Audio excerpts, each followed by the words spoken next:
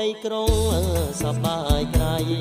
លែងគិតលែងឃើញអ្វីទាំងអមកដល់ដីក្រុងសប្បាយក្រៃលែងគិតលែងឃើញអ្វីទាំងអបុផាដីក្រុងច្រើនស្រងស្រងទាំងស្រីទាំងប្រុសសែនសងហា